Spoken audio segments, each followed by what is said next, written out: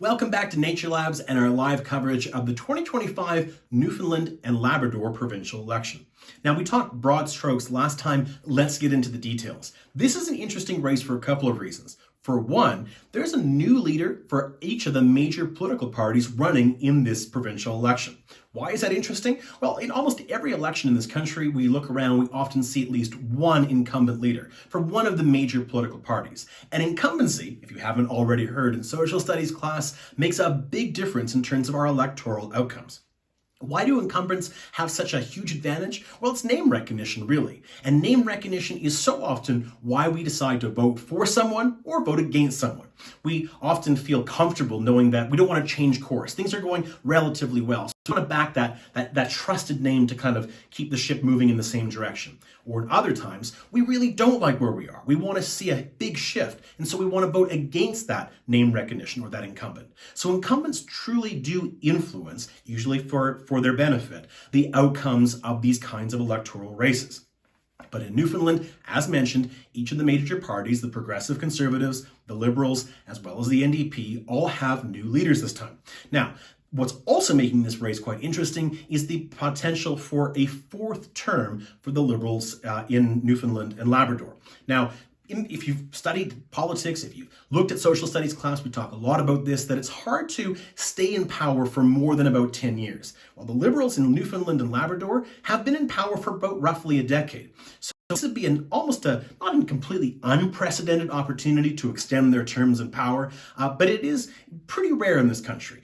10 years is kind of that limit where we start to see political baggage start to accumulate. People start to get tired of a government. They want to see change. And of course, this is an interesting moment in our nation's history because so many people are feeling restless, they're feeling nervous, they're feeling worried about where we're going, what's happening with a ever-changing, more dangerous world, and of course, the trade war and the impacts on our economy. At the same time, because of those reasons, people also don't want to rock the boat too much. So all of these factors are playing into this race. And of course, but for the Liberals in Newfoundland and Labrador, one thing that they do have playing in their favor probably is the fact that it's not the same leader, again, as we mentioned, because of that lack of incumbent. Newfoundland, over the last 10 years, while having been governed by the Liberal Party, have been governed by different leaders. This, in fact, would be potentially the third different Liberal premier during this stretch in power. That's sort of interesting in its own right, because as we've talked about in social studies classes, leaders have such an outsized say in terms of the direction of the party. That's particularly interesting when it comes to the Liberal Party, because while they're broadly centrist as a party in this country, federally, provincially, the leader can shift that party a bit to the right, a bit to the left, as we've seen throughout history. And we can see it even in recent history. You'll remember Justin Trudeau as Prime Minister. He shifted the federal Liberal Party quite considerably to the left. Current Prime Minister Mark Carney, also a federal Liberal, he's shifting that party slightly to the right of center. Now, what's happening in Newfoundland and Labrador is that with each of these leaders, they're putting their own stamp on the party and shifting it just ever so slightly to accommodate sort of the current zeitgeist or the current sort of popular opinion of the province. So all of that factors into, while it is an opportunity for the Liberals to stay in power for a much longer time than most parties get to stay in power in this country, again, federally or provincially, it is unique because it is not that incumbent running again. Because, of course, Andrew Furey resigned not that long ago, feeling a bit burned out after the impacts of the Donald Trump trade war. And now the party is being led by John Hogan, who's trying to put his own stamp on the Liberal Party. Will he be successful? Of course, that's the question. And who will have a big say in that is Tony Wakeham. He's the leader of the Progressive Conservative Party and the main challenger to form government in this election.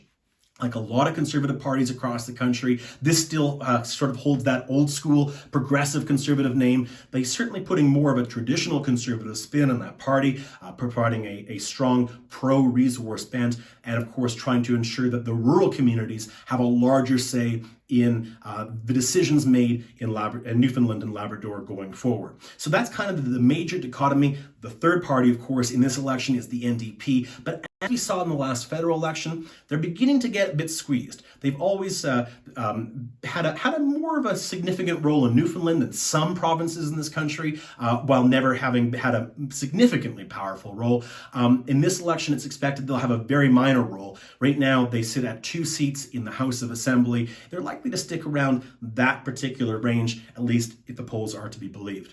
Of course, independent candidates can always factor in, and there's one last interesting fact you have to know about this election. In fact, there is an independent candidate running in 2 different ridings who's the same person. That's right, one person is running for office in 2 different ridings. Is that illegal, you ask? Apparently not in Newfoundland and Labrador. It's highly suspect, and what happens should she win in both ridings? That's a good question, and no one seems to know the answer. So we'll all wait to find out if whether an independent candidate, a rarity to gain office at any rate, again, because the power of the party, that idea of incumbency, always works against independence. But maybe running in 2 ridings will help the independent, give them a double chance at victory, or maybe 2 victories, which would truly be a first of its kind in our nation's history, at least off the top of my head. So that's sort of who's running, what the stakes are. We're going to get into more of the issues in our next update.